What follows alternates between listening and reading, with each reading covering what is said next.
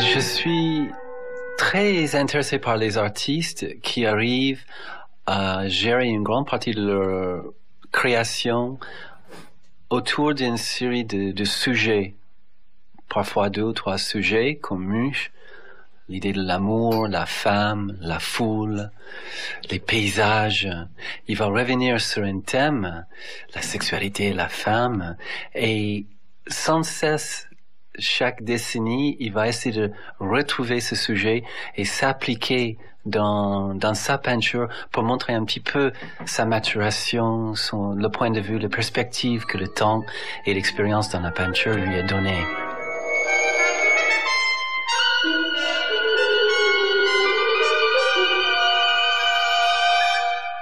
Sarkis raconte qu'il avait 10 ans, donc c'était, à peu près cet âge-là. C'était donc en 1954, et le père de Sarkis était boucher. Et pendant l'été, le jeune Sarkis aidait son père à la boucherie, et donc il emballait la viande dans des journaux, puisque c'était donc en 54, il y avait encore pénurie de papier. Et il raconte qu'un jour, il pose des côtelettes sur une feuille de papier de magazine pour un client, et dessous, il y avait le cri de Munch. Alors, à y réfléchir aujourd'hui, je me dis que ça devait être les 10 ans de la mort de Munch. Donc, il y avait peut-être eu un article, vous voyez. Et il dit que ça a été le déclenchement. Il a compris ce qu'était la peinture et ce que c'était une représentation en voyant ce tableau. Donc c'est quand même quelque chose de très très émouvant, que tout est parti de là. Je ne peins pas ce que je vois, je peins ce que j'ai vu. Une vie, une œuvre, Edvard Munch, 1863-1944, une émission proposée par Luc Ponette.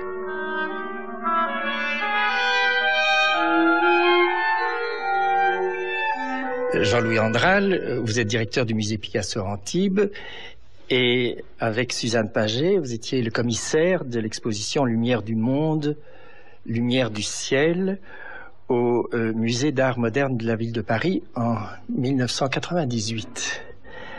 Munch fait partie de ces artistes dont la vie explique l'œuvre.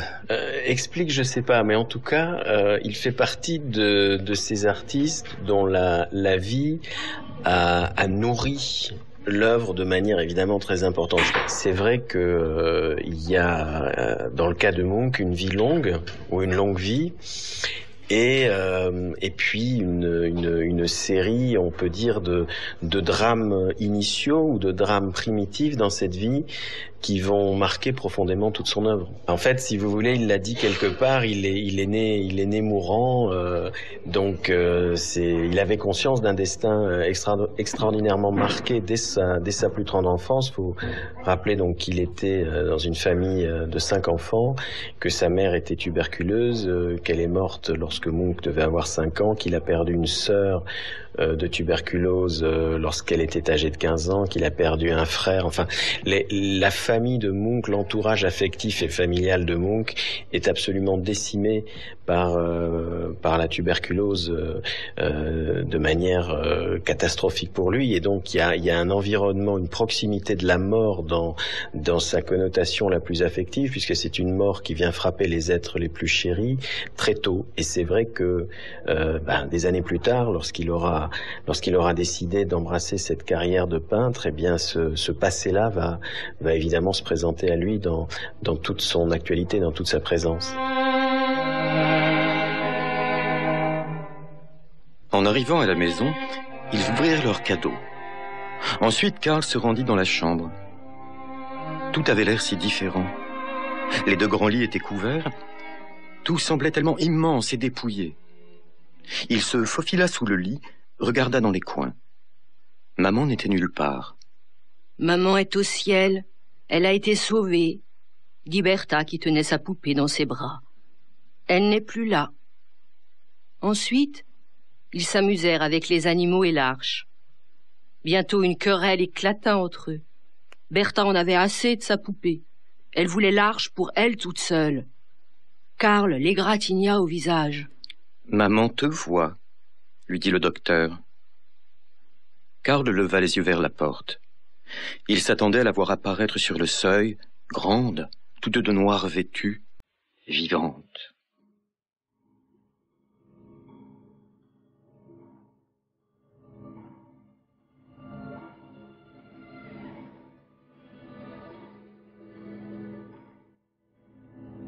Rodolphe Rapetti, vous êtes adjoint du directeur des musées de France et vous étiez le commissaire de l'exposition Munch et la France au musée d'Orsay en 1991.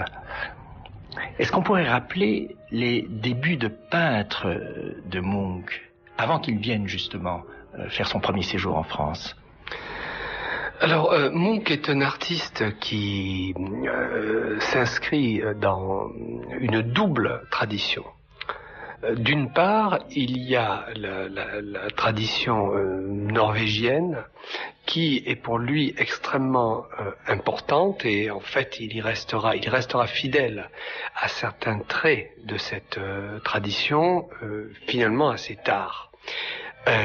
Cette tradition de la bohème de Christiania, c'est-à-dire ces jeunes artistes qui, donc à partir de la fin du XIXe siècle, vont contester l'autorité académique et sont des artistes aussi bien donc un peintre comme Munch que des romanciers. Dans cette tradition, il y a Christian Krog, qui est un peintre naturaliste dont les tableaux sont visibles au musée d'Oslo, à la Galerie nationale d'Oslo, qui joue un rôle très très important pour lui.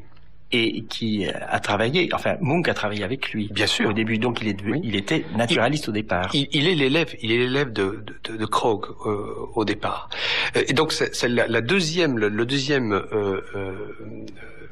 deuxième trait important pour les débuts de Munch, c'est la tradition naturaliste. Donc il y a à la fois la tradition bohème de Christiania et puis une tradition naturaliste, je dirais, plus internationale.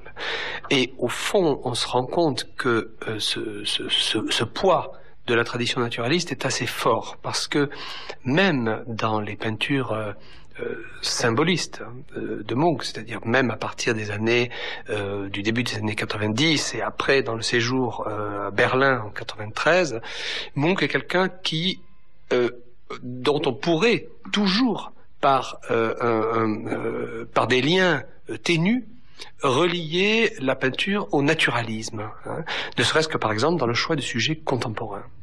Munch n'adhérera pas à tout un pan du symbolisme qui est ce pan de l'iconographie, des figures légendaires, la résurgence des figures médiévales ou la résurgence de l'Antiquité.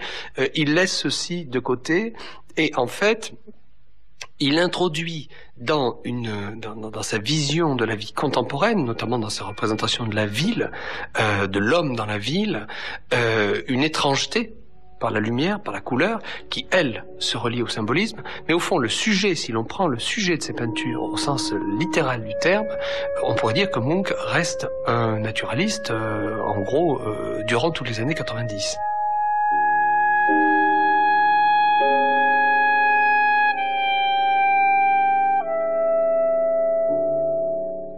Comment un peintre comme vous, Marc Alsterlind, regarde la peinture de Munch?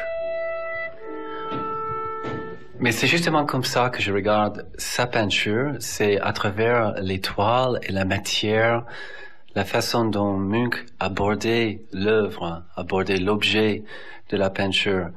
Je me suis toujours beaucoup moins intéressé par la côté psychologique ou neurasthénique de son travail, les anecdotes, toutes les choses que malheureusement je trouve qu'on accumule beaucoup quand on discute les tableaux, qu'on les regarde même, ça crée une espèce de schéma qui obscure la vue.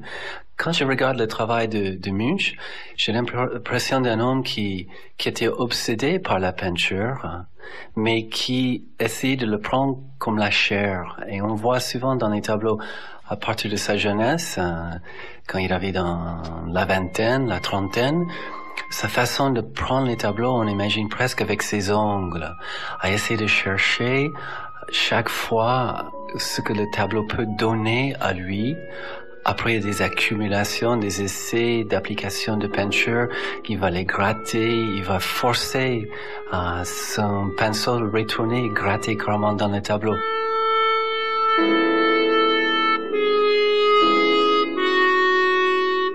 Quelles étaient les motivations de Munch pour son grand séjour en France en 89, Oui. 91? Oui.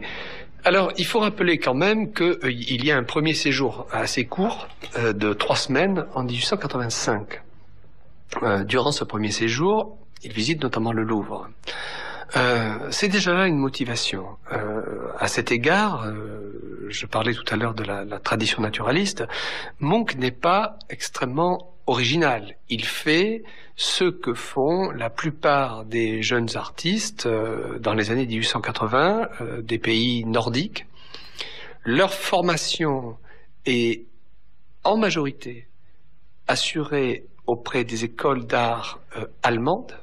Il faut rappeler qu'à cette époque-là, à la différence de ce qui se passe en France, où il y a une école des beaux-arts importante qui est à Paris, en Allemagne, il y a des centres multiples. Il y a Düsseldorf, il y a Munich, Francfort, Hambourg, et les jeunes artistes scandinaves viennent se former en majorité dans ces centres.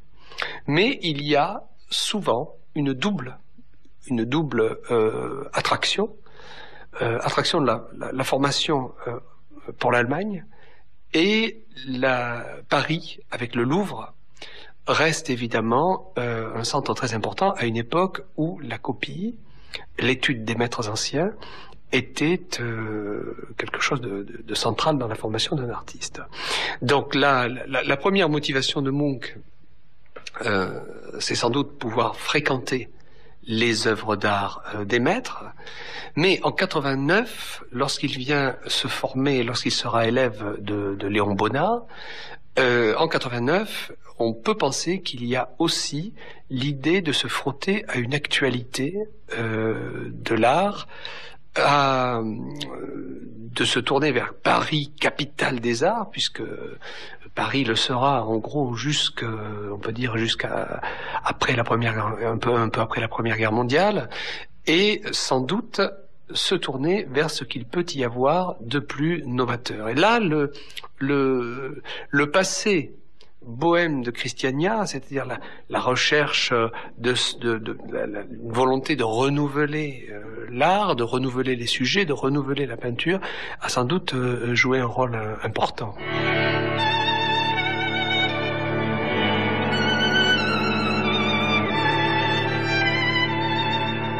Les gens comprendront ce qu'il y a de saint, de puissant, et ils ôteront leur chapeau comme à l'église. Je peindrai une série de tels tableaux. On ne peut plus peindre des intérieurs avec des hommes qui lisent et des femmes qui tricotent. On peindra des êtres vivants qui respirent et qui sentent, qui souffrent et qui aiment. Je sens que je le ferai, que ce sera facile. Il faut que la chair prenne forme et que les couleurs vivent. Journal d'Édouard Munch. Il a écrit toujours, tout au long de sa vie, ça fait partie de ces artistes Munch qui ont tenu une sorte de journal. Et beaucoup d'ailleurs de ses écrits sont inédits. Enfin, ils sont conservés à Oslo, mais il faudrait un jour qu'on puisse les éditer. Et dans un de ses écrits, Munch dit, moi ça ne m'intéresse pas finalement de faire des tableaux pour qu'on les accroche au mur dans des intérieurs bourgeois. Il dit la peinture n'est pas faite pour représenter des gens qui tricotent, des dames qui tricotent. Enfin, il y a cette volonté, si vous voulez, de sortir d'une sorte de perception bourgeoise de la peinture. C'est sa manière à lui, le fait d'intégrer dans son art tout cet élément personnel et biographique qu'on vient d'évoquer. C'est une manière effectivement d'exorciser aussi ce passé-là, c'est certain.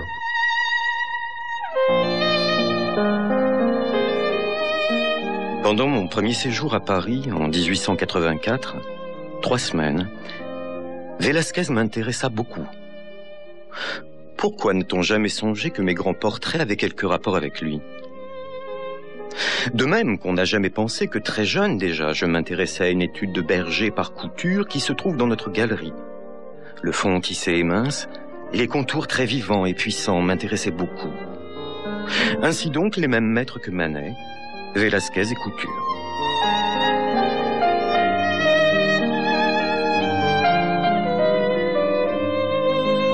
Alors, dans les années 92-94, Rodolphe Rapetti, Munch se tourne vers le symbolisme. Alors, une fois encore, c'est un contexte qui est assez, qui est relativement complexe parce que Munch est un des artistes voyageurs dans cette Europe de la fin du 19e siècle. Il fait partie, comme par exemple Max Klinger ou d'autres artistes de la même époque, de ces personnalités qui se sont formées au contact de plusieurs centres européens. Bon, en l'occurrence, pour Munch, c'est évidemment, il y a à la fois son pays d'origine. Enfin, je veux dire, on ne peut pas le réduire à un simple produit. C'est de toute évidence une personnalité extrêmement forte et extrêmement importante. Donc, il y a quand même tout cet arrière-plan qui vient de sa culture d'origine, qui est en permanence là, en toile de fond. Et ensuite, il y a la double action de Paris et de Berlin. Paris, je dirais, pour schématiser les choses, apporte les vocabulaires picturaux originaux, c'est-à-dire qu'il est à ce moment-là vraisemblablement en contact avec les nouveaux styles apparus dans la peinture française à partir du milieu des années 80. Il y a un tableau peint à Nice, par exemple, qui est une femme devant un paysage, donc une femme avec un grand chapeau à gauche et un paysage qui occupe les 4/5 du tableau, qui est une espèce de tentative de peinture néo-impressionniste, un peu à la Seurat, avec des touches, ou à la Signac, avec des touches un peu embâtonnées, et une décomposition des couleurs en couleurs primaires. Il y a évidemment manifestement à partir du séjour parisien, mais ça va se décanter un peu plus tard. Munch est quelqu'un chez qui la décantation a une importance très forte. Ça va se décanter plus tard. Il y a l'apparition du cerne et de la plaque colorée qui vient évidemment directement du cloisonnisme synthétiste et du synthétisme, apparu lui aussi à partir de la fin des années 1880 chez Émile Bernard, Gauguin et puis après chez les Nabis. Donc je pense que la France, en quelque sorte, apporte un vocabulaire et un style qu'il fait sien assez vite, en l'identifiant tout de suite à ce qu'il peut y avoir de plus novateur. Par ailleurs, lors du séjour à Berlin, les rapports avec Strindberg, avec Przybyszewski sont évidemment aussi tout à fait importants, d'autant qu'il retrouvera ensuite Strindberg en 96 à Paris. Et là, je dirais que c'est plutôt une influence de contenu, de contenu, et c'est là qu'il y avait, c'est vrai, de grandes propensions dès le départ, mais c'est là qu'il est très fortement incité à donner à son œuvre un tour principalement autobiographique. Et la vision qu'il a de sa propre biographie, vision qui met très très fortement en jeu des figurations symboliques, le relie en fait un des artistes les plus originaux, évidemment, de ce symbolisme, de ce grand courant qui va traverser toute l'Europe à partir des années 1890 et qui veut au fond que l'on peigne non plus la réalité et ses apparences, mais une réalité immatérielle, qu'elle soit réalité psychologique, ce qui est le cas de Munch, ou qu'elle soit mystique, ce qui est le cas de quantité d'autres artistes à cette même époque.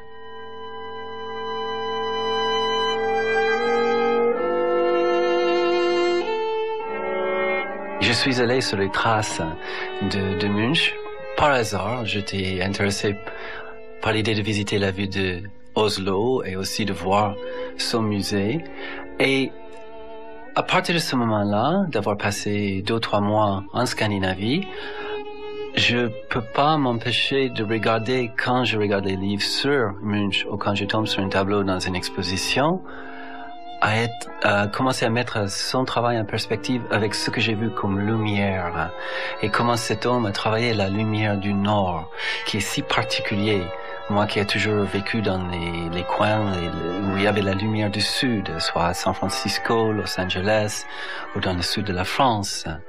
Donc cette lumière froide qui couvre, qui vernit tous ces tableaux, garde une certaine fascination pour moi. Et il y a un exemple ici avec le tableau La Voix, où il y a un reflet de la lune. Ah oui, son travail de réflexion, même quand on regarde des tableaux qu'il avait fait avec les foules, avec les rues, il va avoir des reflets dans les flaques d'eau. C'est quelqu'un qui avait l'air d'être fasciné par ce que le tableau peut renvoyer à lui. Et il est parti, me semble-t-il, d'un travail très assidu autour de la naturalisme. Il voulait pouvoir représenter la nature et une vue de la nature qui pouvait être partagée avec tout le monde.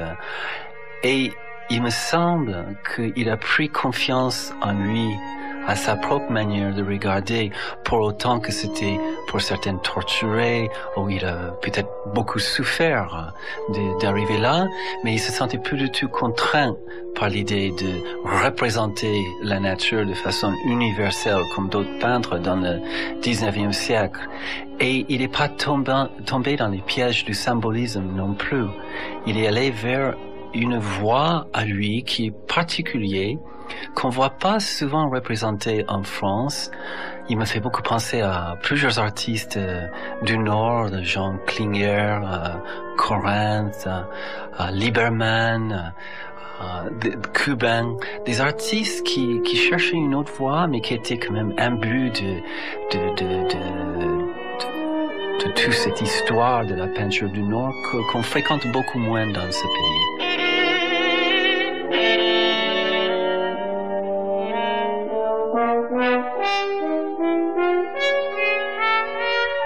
Alors, il y a un événement important, c'est en 1892, quand Munch a 29 ans, il y a une exposition à Berlin.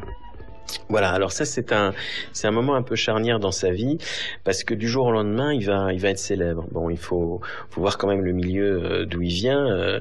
La Norvège à la fin du 19e, début 20e, et encore début 20e puisqu'on est en 1892, mais à ce moment-là c'est quand même un pays très sous influence évidemment germanique, et c'est vrai que cette exposition à l'Union des artistes berlinois fait un scandale. En fait, il montre 53 œuvres dans cette exposition, en particulier tous ces sujets qui vont devenir constitutifs de ce qu'il a appelé après la frise de la vie, qu'il va reprendre tout au long de sa carrière artistique, et les sujets très marqués par effectivement l'amour, la mort, le sexe, tous ces sujets choquent le public de l'exposition. Et donc du jour au lendemain, il se trouve confronté à une notoriété nouvelle qui va lui faire comprendre qu'en fait il y a peut-être une place aussi pour cette forme d'expressivité dans la peinture, et qui va l'encourager à continuer dans cette voie.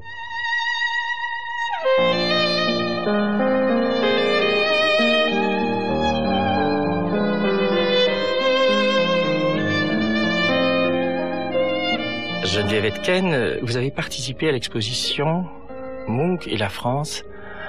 Avant de toucher au théâtre, Munch se met déjà en scène.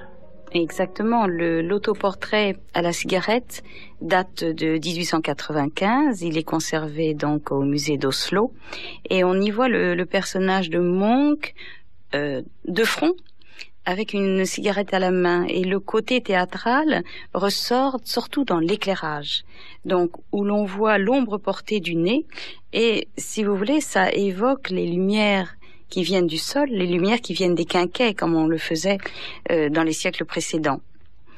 Je crois que là est le départ, effectivement, de cette dramaturgie de sa vie, quand on la connaît un petit peu, et le sens d'avoir théâtralisé sa peinture. Et Munch, un peu plus tard, Geneviève Etken, a rencontré l'avant-garde parisienne. Oui, alors on pourrait peut-être dire plusieurs choses sur le mot avant-garde. C'est un terme qui à l'époque était peu employé. On utilisait le mot les théâtres à côté pour définir tous ces théâtres qui n'étaient pas officiels. Même si André Antoine, qui a été le premier dans cette série à créer le théâtre libre, dès les années 86-87, suivi par Paul Faure, qui était encore un jeune étudiant de 18 ans, et entrepris après par l'UNEPO, qui a créé le théâtre de l'œuvre que l'on connaît encore actuellement. Ces théâtres à côté, en fait, se sont créés pour prendre le contre-pied du théâtre officiel, du théâtre de boulevard, entre autres. Mais je pense que la scission théâtre de boulevard, théâtre à côté n'est pas aussi simple que ce que l'on pourrait imaginer. Ne pas croire qu'au théâtre libre, on n'a fait que du naturalisme, qu'au théâtre d'art et au théâtre de l'UNEPO, on n'a fait que du symbolisme. Et Munch va s'intégrer dans ce théâtre libre pour lequel il a travaillé dans les années 95 et 96, donc pour Per Gynt et Jean-Gabriel Borkman, au moment où justement l'œuvre s'essouffle dans le courant symboliste, et l'UNEPO revient à une mise en scène beaucoup plus simplifiée suite aux critiques qui lui avaient été reprochées quand il avait justement mis en scène les auteurs nordiques, comme Ibsen, comme Bergson, comme Hauptmann pour l'Allemagne. Mais lors de son premier séjour, Geneviève Etken, Munch avait déjà assisté à des représentations au Théâtre Libre d'Antoine. Exactement. On a dans son journal la mention qu'il a assisté à la représentation des Revenants. Les Revenants ont été une des premières pièces montées par André Antoine au Théâtre Libre, et l'année suivante, Antoine monte Le Canard Sauvage. Toujours d'Ibsen. Toujours d'Ibsen, pardon. Et donc, l'intérêt, si vous voulez, c'était cette mise en scène réaliste, naturaliste, suivant les principes de Zola, qui, en 1881, avait publié Le naturalisme au théâtre, et les gens ont été très étonnés à l'ouverture du Canard Sauvage, donc de voir la scène comme un espace fermé où on aurait retiré le quatrième mur de front de scène, on va dire. Ce qui fait que les acteurs jouaient de manière très naturelle, et on a reproché à Antoine, naturellement, de jouer dos aux spectateurs.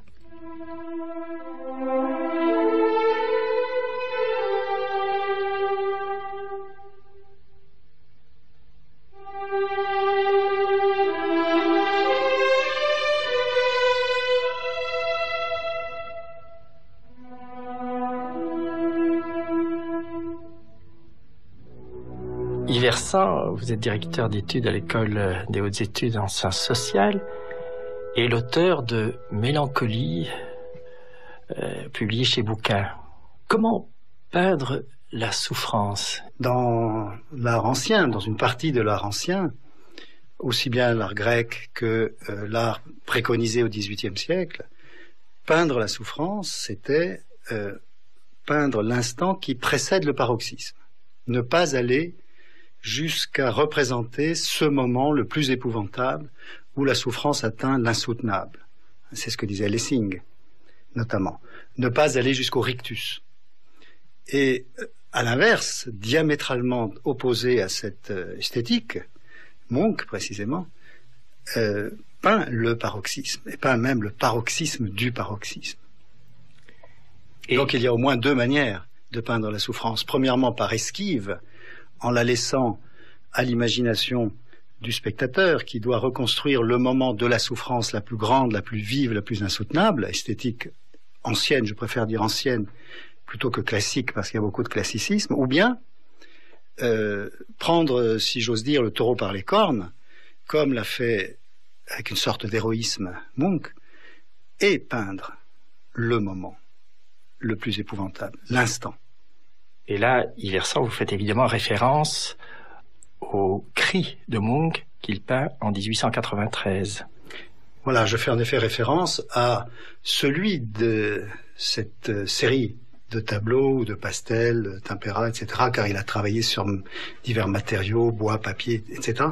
Celui qui est le plus connu celui qu'on a volé précisément, et je ne sais pas si on l'a jamais retrouvé, je crains que non, et celui qui, je pense, hante l'imagination de beaucoup de spectateurs et d'auditeurs en ce moment même, au moment où nous parlons. Je fais allusion à cette œuvre qui date de 1893 et qui n'a pas jailli d'un coup, qui est le résultat de tout un travail de tâtonnement, de figurations différentes. Cette œuvre telle que nous la voyons, même lorsqu'elle n'est pas sous nos yeux, représente un personnage sur un pont ou une passerelle dont l'oblique s'étend du haut à gauche vers le bas à droite, et le personnage, qui est un humanoïde plus qu'un humain, aux orbites creusées, nous regarde avec ses yeux vides, porte les deux mains à ses oreilles, si tant est qu'il ait des oreilles, car il a plutôt l'air d'un ver que d'un homme, hein, c'est une sorte de ver anthropomorphe,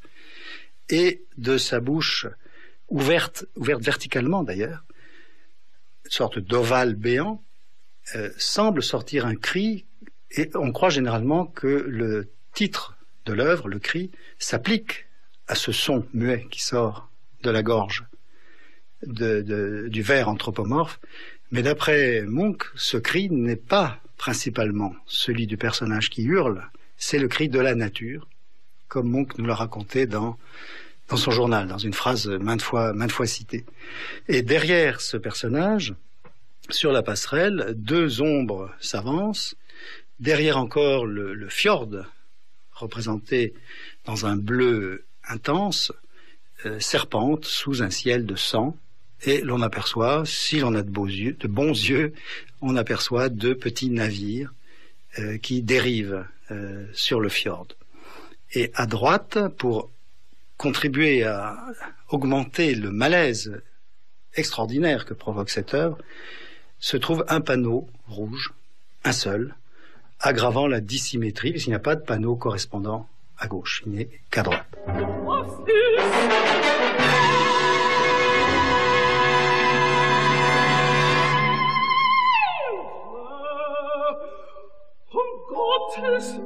J'allais sur la route en compagnie de deux amis. Le soleil se couchait. Le ciel devint soudain rouge sang. Je m'arrêtai, m'appuyais contre une barrière là à en mourir. Au-dessus de la ville et du fjord d'un bleu sombre s'étendait du sang et des langues de feu. Mes amis s'éloignaient et moi je tremblais d'angoisse et je perçus le long cri sans fin traversant la nature.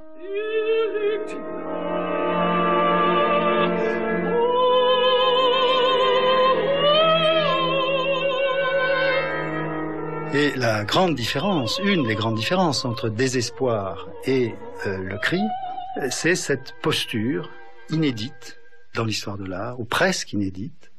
Il y en a quelques exemples rarissimes dans la gravure romantique, des deux mains entourant la tête, des deux mains couvrant les oreilles et redoublant en quelque sorte, multipliant par deux le geste archétypal de l'ancienne Mélancolia, le geste de Dürer, et de tant d'autres, où une seule main, la gauche, en général la gauche, est portée à l'oreille. Munch a porté au carré, en quelque sorte, la mélancolie ancienne. Nous avons là l'exacte inversion du silence pesant, accablant de la Mélancolia de Dürer, cet ange asexué médite dans ce qui nous est représenté graphiquement comme le plus grand des silences, alors que le cri, et le titre et l'œuvre le montrent bien, s'installe, se développe dans une stridence dont les couleurs, les obliques, les lignes serpentines, le ciel rouge, etc., contribuent à imposer la force.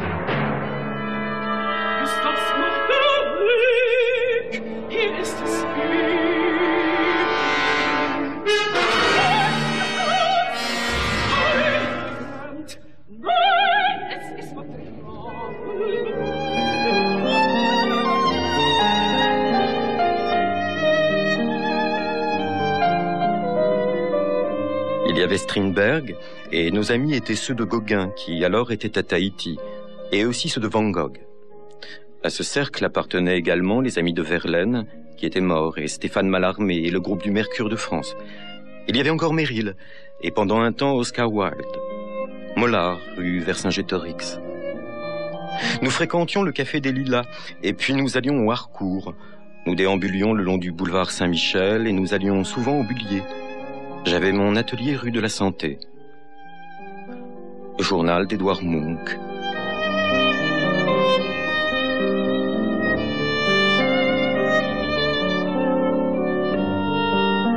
Rodolphe Rapetti, en 1896, Munch a 33 ans et il retourne à Paris et il y fréquente les artistes des Mardis de Mallarmé. Oui, c'est à ce moment-là qu'il fait d'ailleurs le portrait de Mallarmé.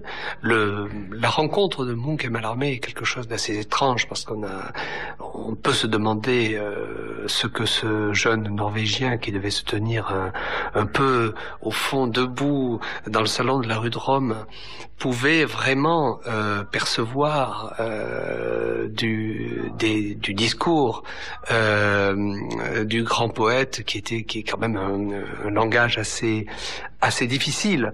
Et d'ailleurs le mot que Mallarmé écrit à Munch est assez bref, assez sibyllin. Il le remercie pour son portrait dont il est très content, mais on pourrait imaginer qu'entre ces deux grandes personnalités, il y ait eu une vraie rencontre, et il ne semble pas qu'elle ait eu lieu.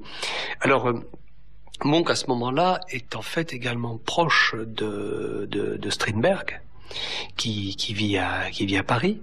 C'est le moment où Strindberg écrit Inferno.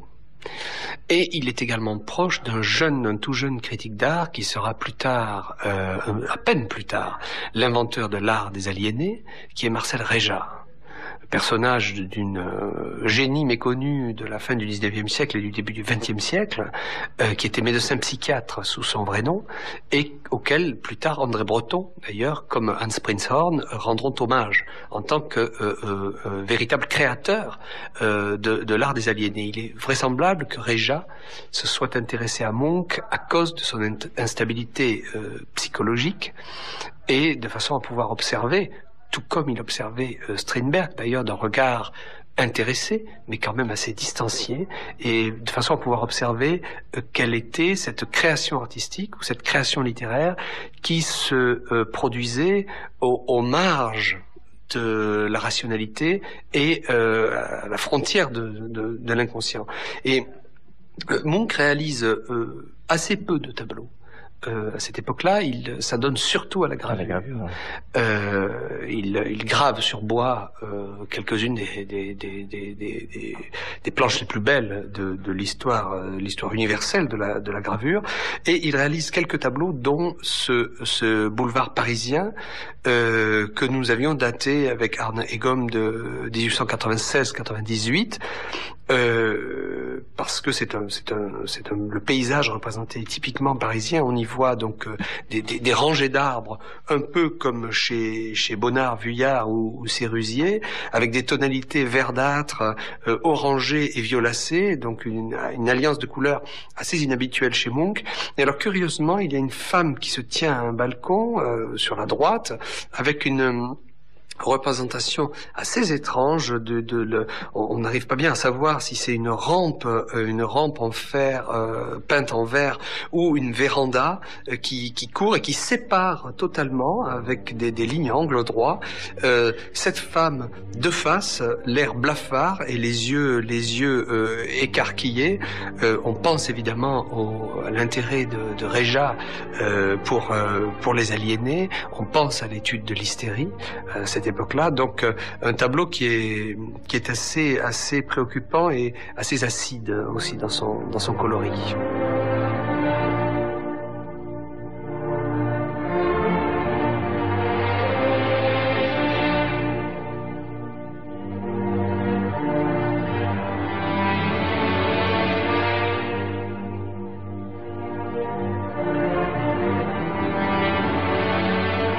Il y a un autre rapport entre Munch et le théâtre, et c'est son rapprochement avec le poète Maeterlinck, Geneviève Etken.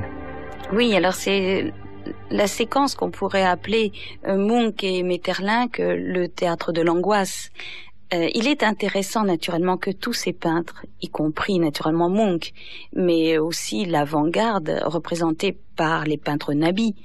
Quand on dit nabis, il faut connaître Vuillard, Maurice Denis, Sérusier, toute une bande de jeunes peintres qui se sont engouffrés, on va dire, dans cette voie du théâtre parce que leur ami était Lunépeau.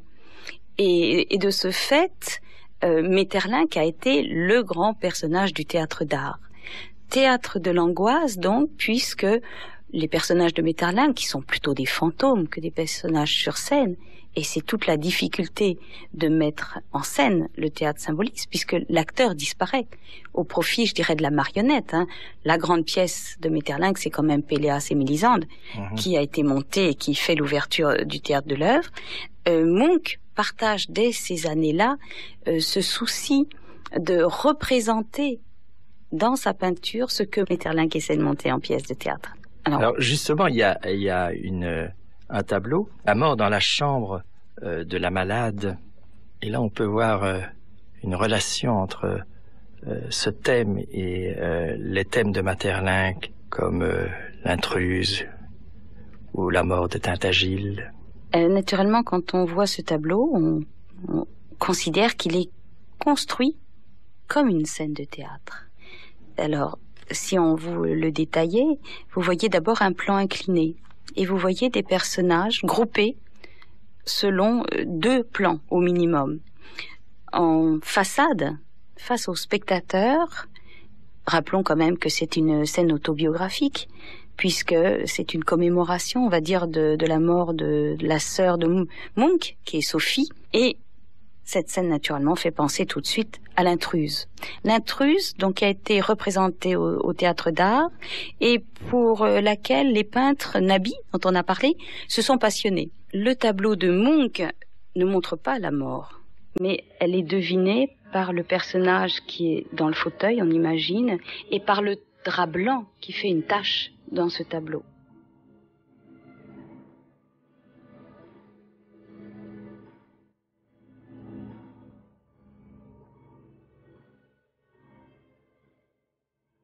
Ceci, c'est l'enfant malade, Jean-Louis Andral.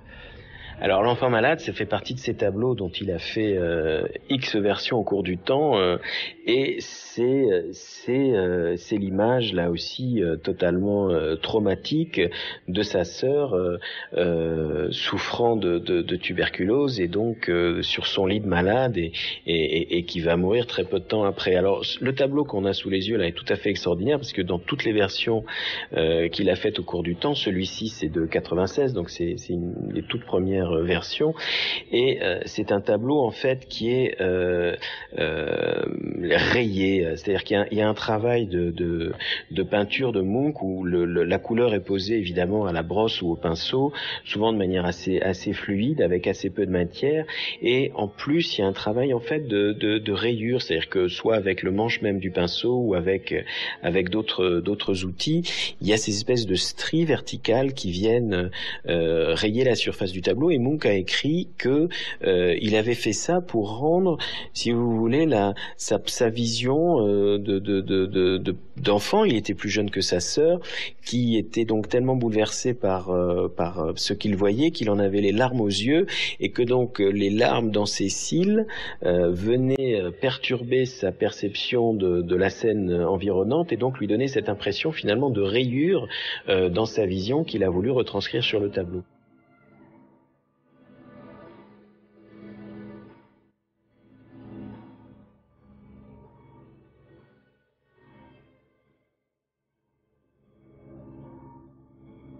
Françoise Elbrun, vous êtes conservateur en chef au musée d'Orsay et vous avez été le commissaire de l'exposition Edvard Munch, photographe, qui était présentée en même temps que la grande exposition Munch et la France. Au début, si vous voulez, il commence à photographier en 1902 et il n'en parle pas du tout, mais on le sait par les titres qu'il a donnés rétrospectivement et par la correspondance. Et il était passionné par la photographie, mais pour lui, c'était pas du tout un art, si vous voulez. C'était une façon, au fond, de représenter sa vie intime, qui était évidemment très douloureuse, puisqu'il avait perdu sa mère très tôt, qu'il a perdu ses 2 sœurs aussi très tôt, et que ça lui a donné une sorte de caractère assez morbide qui se reflètera évidemment dans sa peinture.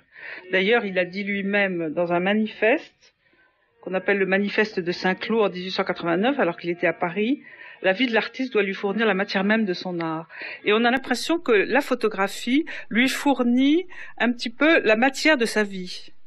Et il n'est pas le seul photographe. Il y a beaucoup d'artistes qui, à l'époque, se mettent à faire de la photographie parce que la technique est devenue tellement simplifiée, si vous voulez, que c'est un exercice qui ne prend plus de temps et qui ne requiert plus de soins. Et c'est une des raisons, à mon avis, pour laquelle il a adopté à Berlin en 1902 les petits Kodak, enfin les petits appareils Kodak. Et ce qui est très intéressant dans ces photographies, c'est que pour lui, c'est pas du tout un exercice ni artisanal ni esthétique, mais ça reflète ses angoisses ou ses préoccupations intimes. Et c'est ça qui est très émouvant. Il a une façon aussi assez symbolique de les représenter en jouant avec son appareil. C'est-à-dire que il a connu Strindberg, qui est un beaucoup plus grand photographe que lui d'ailleurs, et qui a commencé à faire de la photographie à partir de 1880. Et Strindberg était très lié à tous ces mouvements spiritistes. Et il y a une espèce de pratique presque spiritiste dans certaines photographies de Munch, notamment, je crois que une photographie d'un modèle pris à Warnemünde, et on voit dans cette photo un personnage fantomatique apparaître, et en fait c'est la sœur de cette femme qui était sans doute là comme chaperon, et cet usage d'images fantomatiques insérées dans la photographie même se retrouve assez fréquemment chez Munch. Il peut l'obtenir quelquefois en laissant son appareil prendre la photo et en se déplaçant devant le viseur. C'est-à-dire qu'on a des espèces de figures ou des images tremblées qui disparaissent comme des fantômes. Et même dans une des photographies peut-être les plus émouvantes de Munch, et aussi la plus étonnante, si vous voulez, qui représente la cour de la maison de Pildestrette qu'ils habitaient donc à Copenhague. C'était la maison maternelle. La maison maternelle justement, où il y a ces espèces de mouvements flous qui évoquent un peu le fantôme de ses sœurs qui sont mortes devant lui, ce qui a été pour lui un choc considérable et qu'il a représenté souvent dans ses tableaux avec l'enfant malade, l'enfant mort, ou alors les groupes de famille autour du cercueil. Donc c'est à la fois, ce n'est pas du tout la même composition que ces tableaux, mais ça les évoque, si vous voulez. Il y a une sorte d'imbrication entre la photographie et l'art qui importait vraiment pour lui, c'est-à-dire la peinture.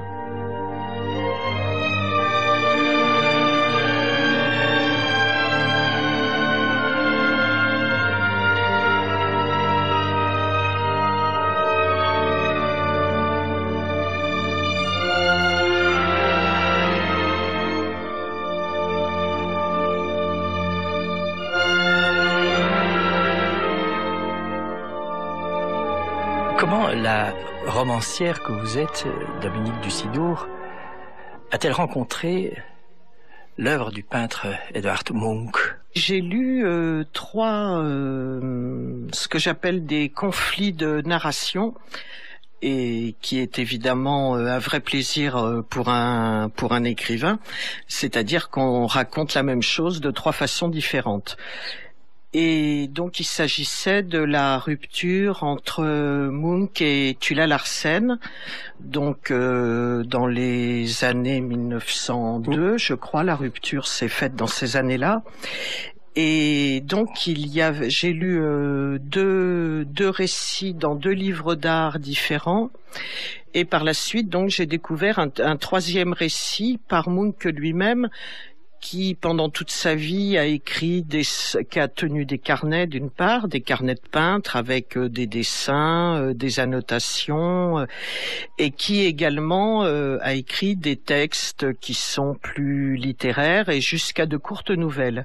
Et donc lui-même relatait cette séparation avec Tulla Larsen dans une nouvelle, sans nommer le prénom de Tulla Larsen, qu'il désignait comme elle, et lui pour lui-même. Et donc ces 3 conflits de narration m'ont donné envie d'en savoir un peu plus sur non pas quelle est la bonne version, parce que on ne la connaîtra pas, mais quelle est la version la plus acceptable d'un point de vue narratif.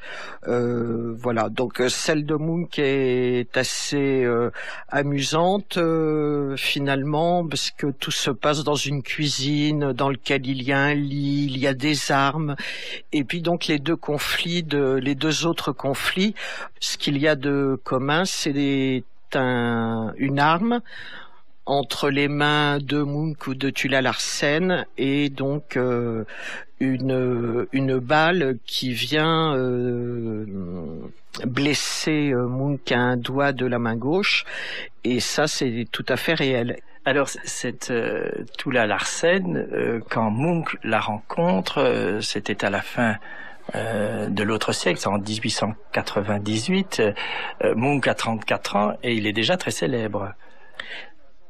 Il est déjà très célèbre, c'est même la partie de sa vie, donc jusqu'en 1908, où Munch a été très célèbre. En Norvège, quand même, il faut bien le dire, parce qu'on considérait que sa peinture était scandaleuse. Donc c'était pas une célébrité de peintre, c'était une célébrité de personnes qu'il ne fallait pas fréquenter, au point qu'on recommandait, quand Munch exposait dans une galerie d'Oslo, on recommandait aux jeunes filles et aux dames de changer de trottoir et de pas passer même devant la galerie.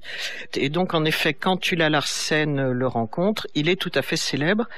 Elle est la fille d'une grande famille d'armateurs d'Oslo, et il fréquente à peu près le même milieu, c'est-à-dire un milieu de gens cultivés, bohèmes, s'intéressant aux arts, et leur liaison donc va durer 4 années. C'est la grande passion de Munch. Ils ont fait de nombreux voyages, en particulier en Italie. Ils ont fait 2 voyages en Italie. Et curieusement, chaque fois qu'ils partaient en Italie ensemble, ils rompaient. Il y avait quelque chose d'incompatible entre leur couple et Rome. Bon, ensuite, ils se réconciliaient. Munch dit dans quelques écrits que ce qui est rentré en conflit, c'est sa peinture, et ce que ça exigeait par moments de périodes d'isolement pour travailler, et puis l'argent de la famille Larsen. Donc Tulla Larsen ne comprenant pas forcément toujours ses raisons d'isolement, Munch à Rome voulant aller voir les Michel-Ange et pas forcément la personne qui l'accompagnait. Munch dit qu'il a connu que la passion dans sa vie, et c'est sa grande passion.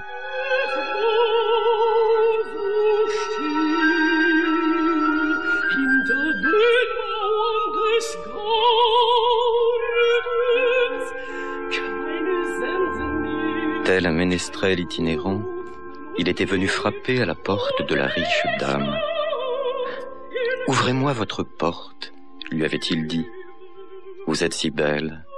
Je suis épuisé, je me languis d'amour.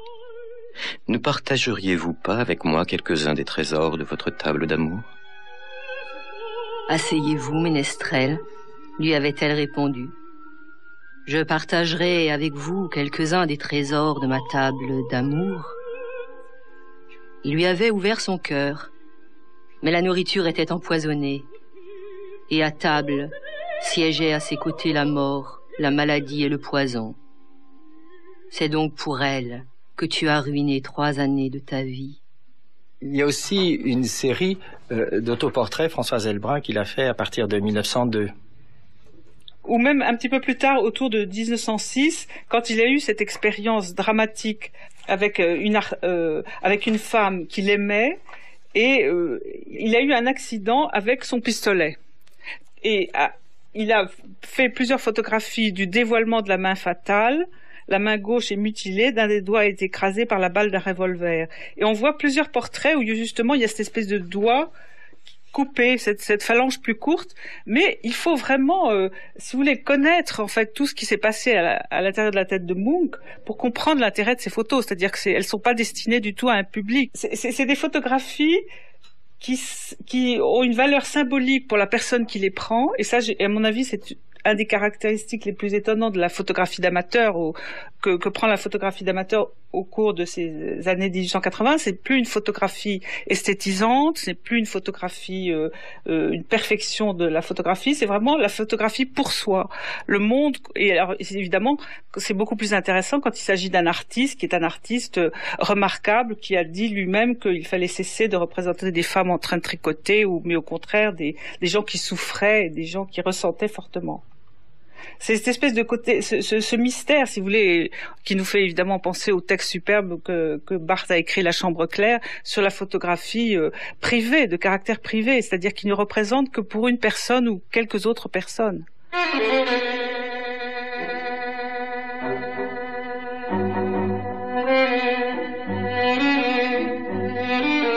Il y a un tableau qui m'a toujours tenu le regard longtemps.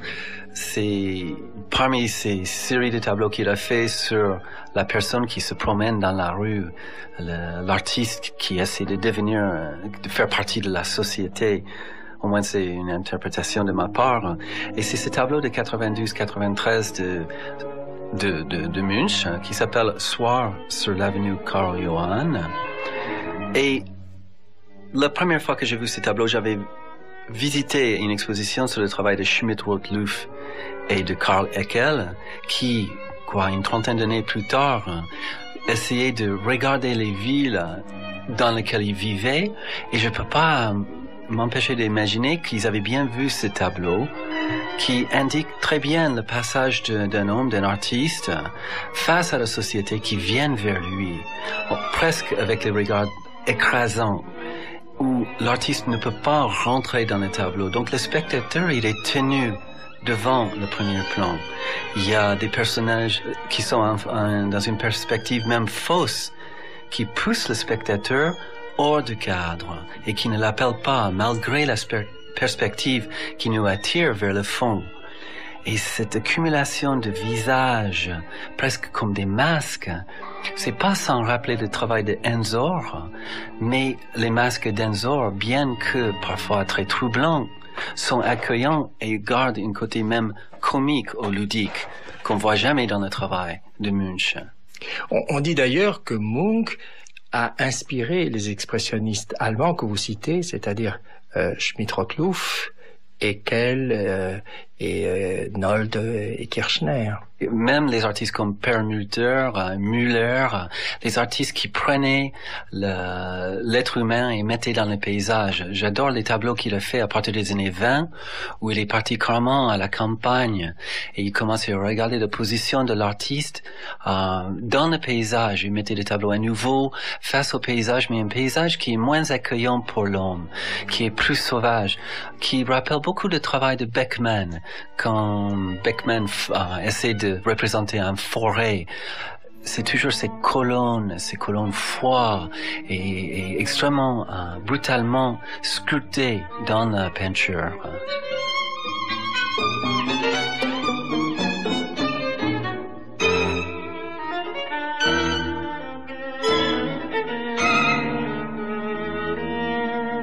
Je pense en particulier à un tableau qui est très célèbre, qui est conservé au musée Munch à Oslo, qui est rouge et blanc, et où l'on voit au fond simplement deux femmes au bord de la plage d'Asgardstrand. Vous voyez donc toujours cet arrière-fond de l'expérience et du paysage de Norvège, ce paysage vécu. Et l'autobiographie aussi. Bien sûr, et l'autobiographie, puisque ce sont deux femmes. Bon, il faut rappeler que Munch a eu nombre d'aventures féminines et que cette plage, ce village de pêcheurs d'Asgardstrand joue un rôle très important là-dedans.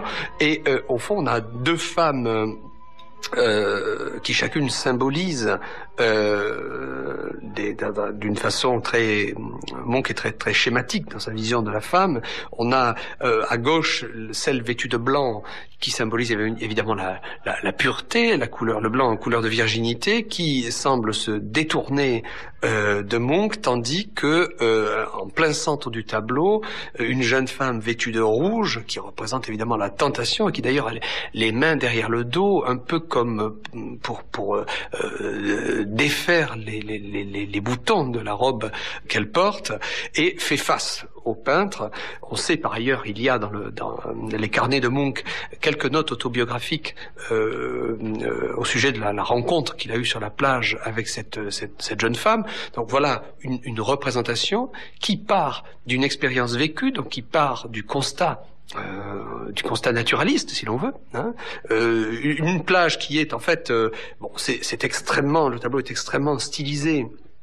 Dans une stylisation qui est en droite ligne du cloisonnisme, mais en même temps, il y a à la fois cette façon de relire sa vie, de la représenter en y plaquant en permanence des modes de figuration symbolistes et un style, surtout un style qui est très très proche de Sérusier ou Gauguin à la même époque.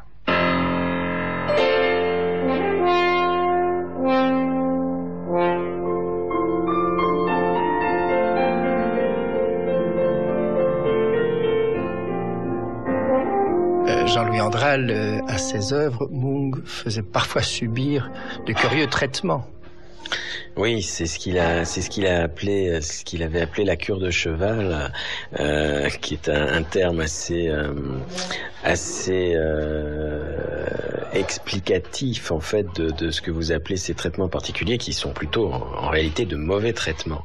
Ça, c'est une chose là aussi qu'il invente, si on peut dire, assez tôt dans sa carrière, dès la fin du 19e siècle, et qu'il va pouvoir mettre en pratique avec plus d'aisance et plus de constance aussi dans cet atelier d'Équelus, dans la mesure où simplement il avait installé une cour qui était une cour à ciel ouvert, et dans laquelle donc il pouvait entreposer ses tableaux, mais à l'air libre.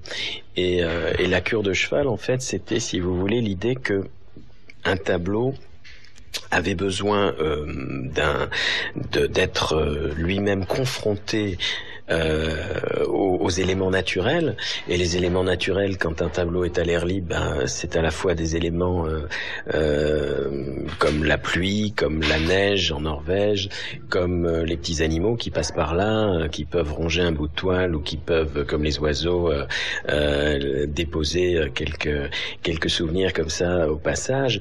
Et ça intéressait beaucoup Munch que ses créations à lui soient confrontées à la création. Il pensait qu'en fait c'était la seule manière que l'œuvre soit achevée, c'est-à-dire que c'était finalement la nature, ce procédé de confrontation à la nature qui permettait un véritable achèvement de l'œuvre.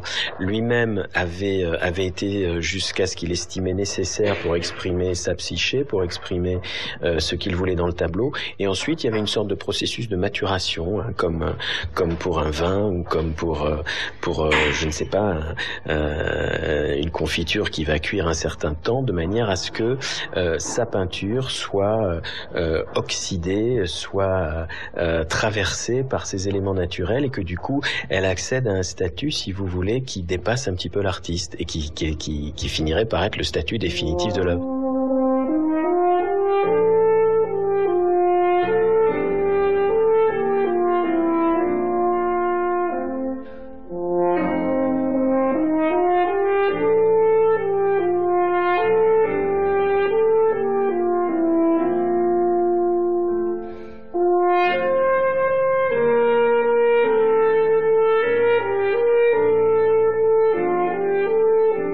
J'ai appris dernièrement que Munch avait créé un endroit dans son dernier atelier où il a pu étendre ses tableaux, les accrocher, les mettre à terre, les laisser germer et sédimenter en dehors de son atelier. Donc c'était un atelier en plein air, et j'étais très content d'apprendre cette histoire parce que il se trouve depuis une quinzaine d'années, moi-même je pratique un atelier d'extérieur où je laisse mes tableaux vivre, développer sous le soleil, la pluie, la neige, les arbres, les animaux qui les traversent. Et je suis fasciné par ce que je peux gérer ou piéger par ce travail au hasard. Je crois, après avoir eu cette information sur l'atelier de Munch, d'avoir revisité un petit peu ces tableaux pour regarder que pour lui, c'était une façon de presque les faire souffrir ou de mériter leur existence.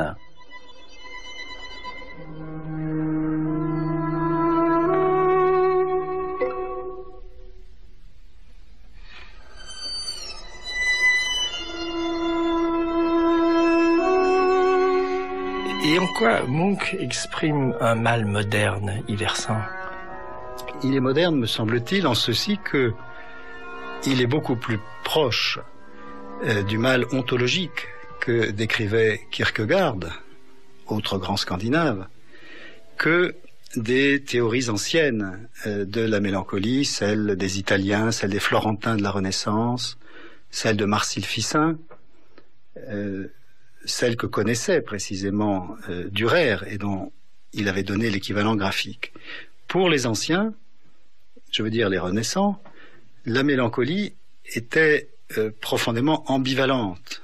Elle était à la fois une maladie qui nous abat, qui nous prostre, qui se traduit par la mauvaise influence sur nous de l'astre le plus lourd de tous, c'est-à-dire Saturne, par cette sensation d'oppression plombée.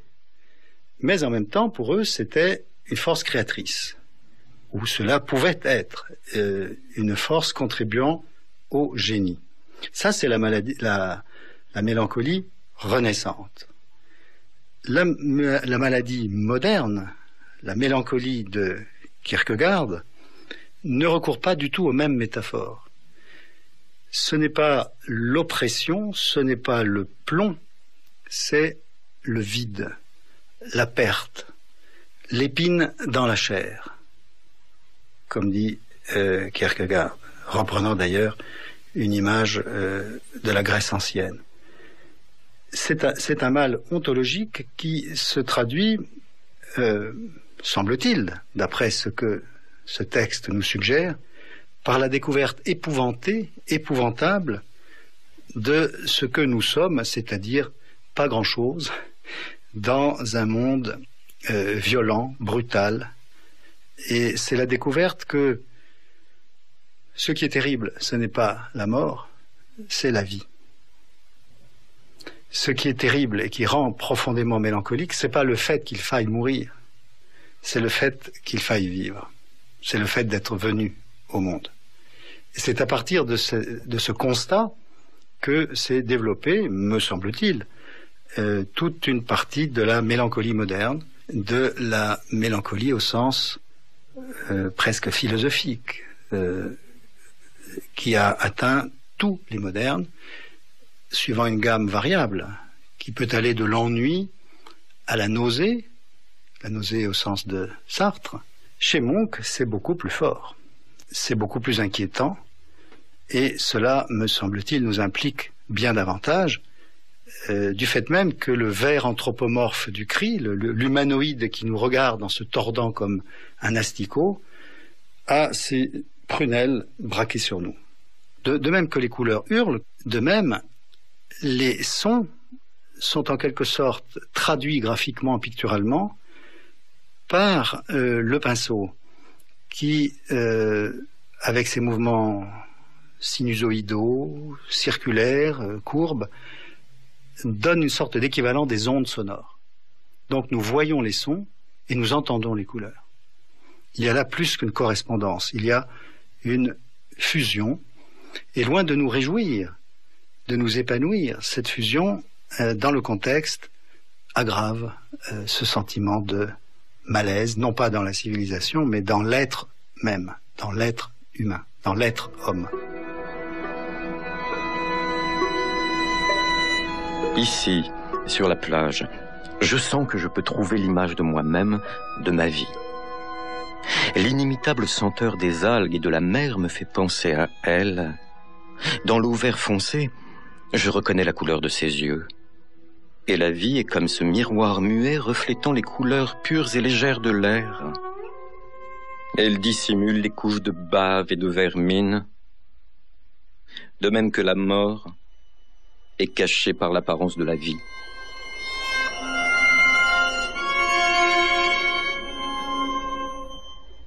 La vie de Munch est presque très claire du point de vue de ce qu'est le travail d'un peintre. Parce que la grande rupture, c'est 1908 et c'est le séjour à Copenhague. Oui. Et donc ça, c'est à la suite d'une dépression nerveuse. Voilà. Et cette dépression recouvre d'une certaine façon toute la première partie de sa vie. Et en même temps, donc ça a formé vraisemblablement un terreau comme ça qui a été assez difficile à surmonter. Et puis ce fait que dans le moment où Munch commence à peindre, c'est toute la période symboliste qui moi je dirais presque aujourd'hui, qui se complaît un petit peu dans des thèmes tout à fait morbides. Par exemple, Picasso, ils ont eu une exposition commune tous les deux, je crois que c'est dans 1913 à Berlin, et Munch avait donc une cinquantaine d'années, Picasso avait il avait une trentaine d'années. Alors c'est assez intéressant de voir Picasso qui lui, toute sa jeunesse, pas l'extrême jeunesse, hein, mais la période de grande maturité, travaille sur le cubisme, et Munch travaille sur le symbolisme. Et puis à un moment, il y a de chaque côté une prise de position de ses propres moyens picturaux, et je trouve qu'il y a quand même quelque chose de semblable, puisque jusqu'à la fin de leur vie, ils continuent d'interroger la figure et d'interroger la représentation. Alors qu'on a quand même à la même époque toute une partie de l'art qui devient non figuratif. Et Picasso et Munch représentent quand même deux grands piliers on ne quitte pas la représentation, on ne quitte pas la figure, ce qui ne veut pas dire qu'on la reproduit de façon réaliste, mais on ne la quitte pas. Parce que la question qu'on peut se poser quand on parle de la représentation, donc, finalement, quoi représenter? Qu'est-ce que nous dit la peinture de Munch d'aujourd'hui? Et qu'est-ce qu'elle nous dit de son époque? Et c'est assez intéressant de voir qu'à partir de Munch en clinique à Copenhague chez le docteur Jacobson en 1908, il ressort à peu près en 1909. Et à ce moment-là, il est vraiment, me semble-t-il, en possession de ses véritables moyens picturaux, les siens. Il ne sort plus de son atelier, il peint des centaines de tableaux, des milliers de dessins. Et qu'est-ce qu'il peint? Donc, il peint des corps, énormément. Donc, des corps de femmes, de modèles qui viennent poser chez lui, énormément d'autoportraits, et il peint des paysages. Et donc, il peint des choses, ce qu'il voit. Alors qu'on ne peut pas dire quand on peint à la période symboliste, qui a eu son intérêt dans l'histoire, ça n'est pas pour dire que l'un est mieux que l'autre, mais on ne peint pas ce qu'on voit quand on peint un tableau comme Le Cri ou Angoisse. Et à partir de 1909-1910, donc, pendant des années, Munch va peindre lui-même en tant que peintre, et il y a toute une série de peintures, à nouveau comme Picasso, toute une série d'autoportraits absolument magnifiques. Le promeneur, où on voit Munch de nuit se promenant le long de son atelier. Donc voilà à partir de 1908, ce que peint essentiellement Munch.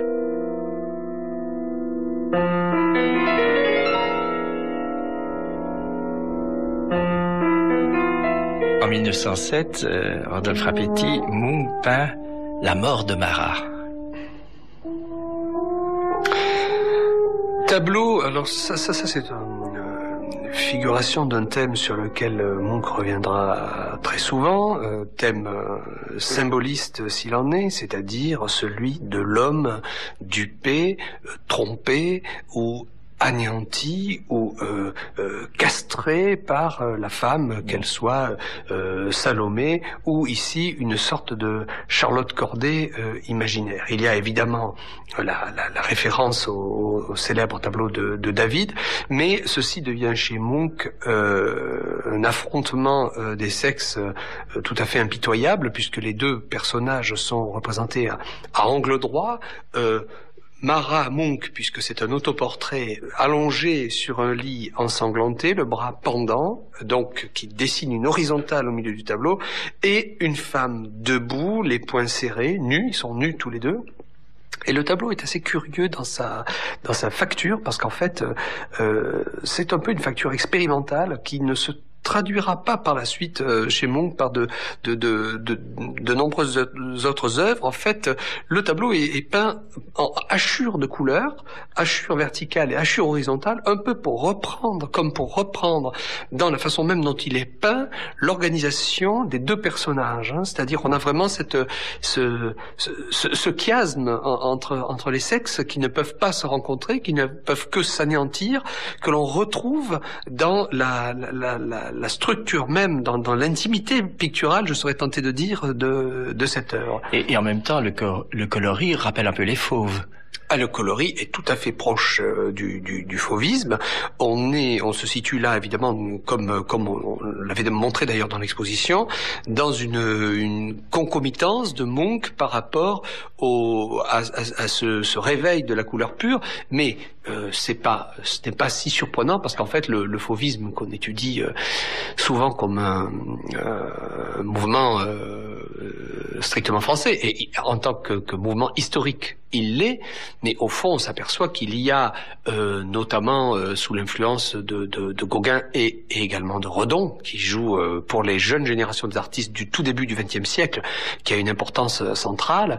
On s'aperçoit qu'il y a donc dans toute l'Europe une sorte de réveil de la couleur pure comme ça, qui elle aussi vient en droite ligne du symbolisme, puisque c'est une opposition de la couleur pigmentaire et du symbolisme de la couleur pigmentaire telle que dans les plus anciennes civilisations à une couleur réalité objective qui était celle du naturalisme et de l'académisme.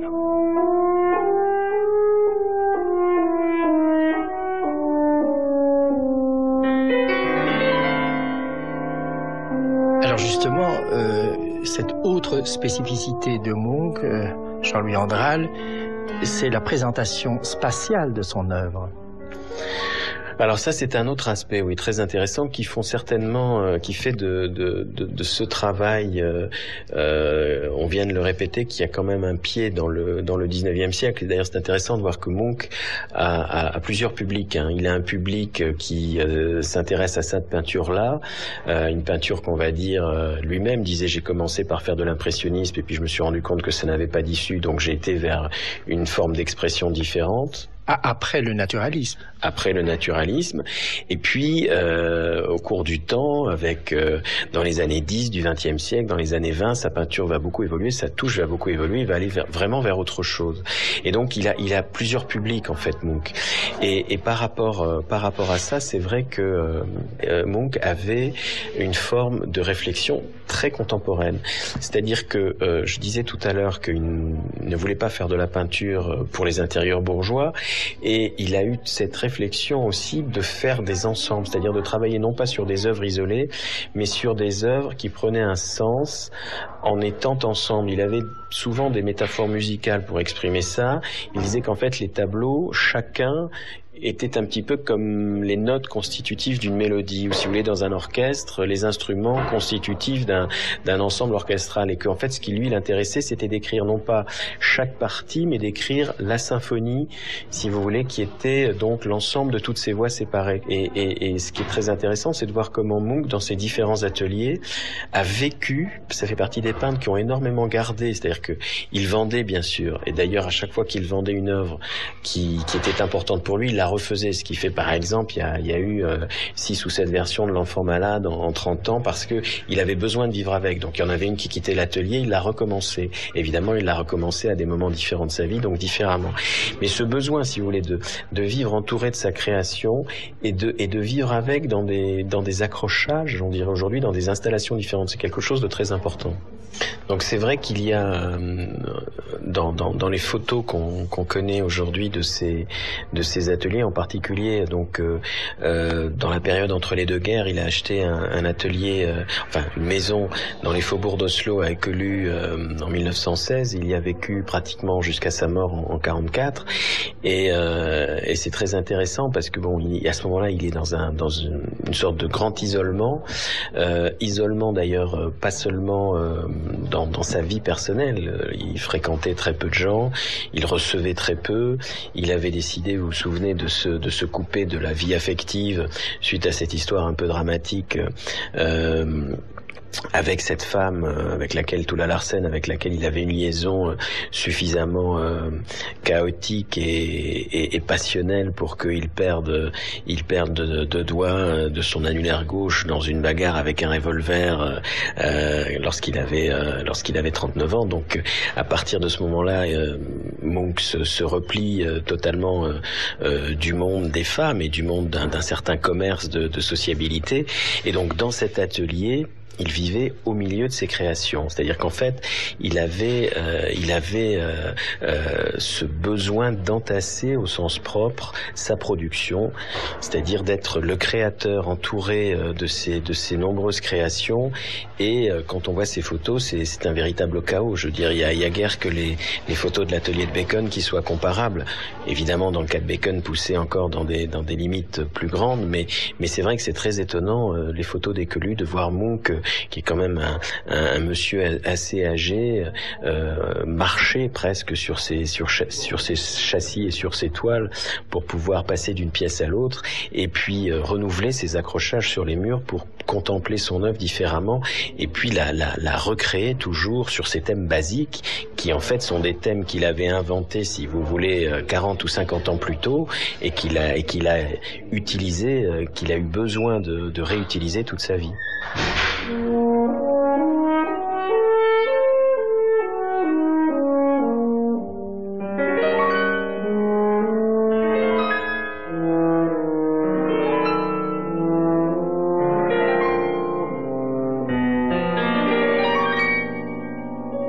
Mais il y a un changement après 1926. Oui, parce que en fait, il va s'intéresser. D'abord, il devient en partie aveugle, et il va s'intéresser beaucoup plus à la photographie, un petit peu comme Degas qui s'est mis aussi quand il commençait à devenir aveugle. Et il y a quelque chose de beaucoup plus apaisé dans ses photographies. Il a un appareil un petit peu plus grand. C'est un petit peu une évolution qu'on suit aussi chez quelqu'un comme Bonnard, par exemple, qui a fait des photos avec un tout petit appareil, qui ensuite, vers 1916, a pris un appareil plus grand, et il y a de très beaux portraits de lui, de profil. En général, il avait un très beau profil, il devait le savoir, et il parle de sa photographie à cette époque-là, alors qu'avant, il n'en parlait pas, et qu'on le sait simplement par la correspondance. Il avait aussi été en contact avec l'avant-garde allemande autour de 1925.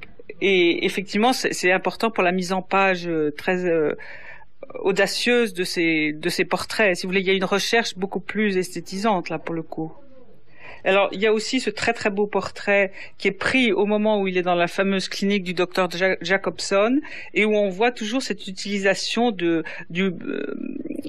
bouger des modèles. Ça, c'est une infirmière, et effectivement, il a dû faire passer très vite devant le viseur la personne, pour qu'il y ait cette espèce de flou autour de la figure. Donc c'est une espèce d'utilisation à tous les niveaux de la photographie par un artiste, mais je pense que la plus intéressante, c'est quand même justement cette espèce de la façon qu'a la photographie de symboliser sa vie. On peut penser à des artistes contemporains, à quelqu'un comme Boltanski, par exemple, si vous voulez. Il y a déjà cette utilisation chez Munch. Bon, il n'a pas eu l'idée, comme Boltanski, de faire de la photographie un art, si vous voulez. Il l'exposait pas, etc. Mais il y a cette même volonté de se référer toujours à sa vie personnelle.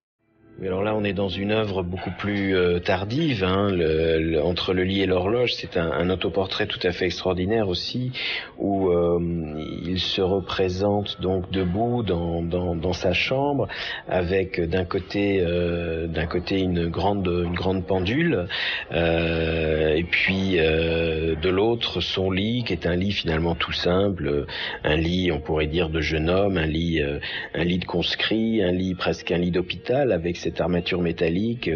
Vraiment, on peut pas imaginer un lit plus simple. Et puis ce dessus de lit très coloré comme ça, avec des motifs un peu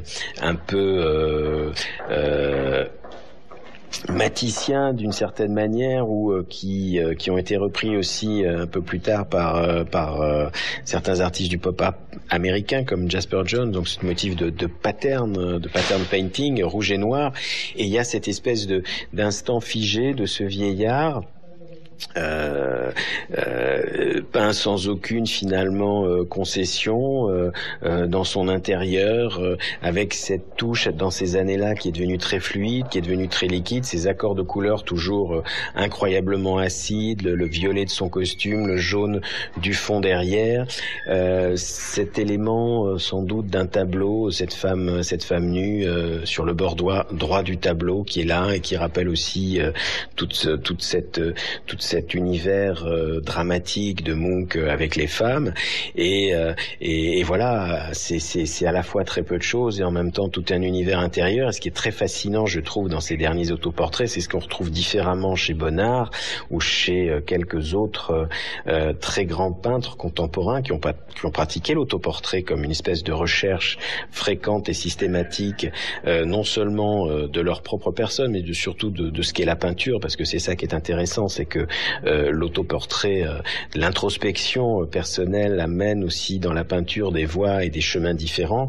Et bien là, on a quelque chose de totalement simplifié, de totalement minimaliste dans le traitement, et en même temps une peinture absolument bouleversante sur le temps qui passe, sur la mort qui arrive, sur la solitude et sur la peinture.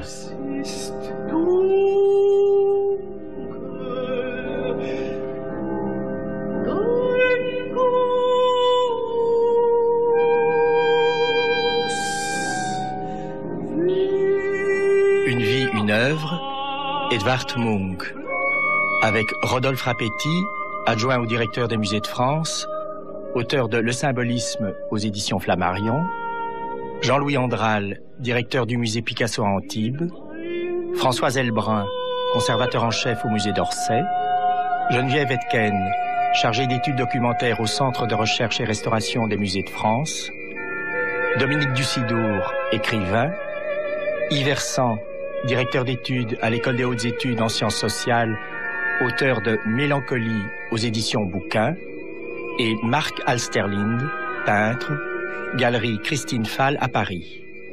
Texte lu par Anne Dupuis et Frédéric Prévost. Documentation Maria Contreras.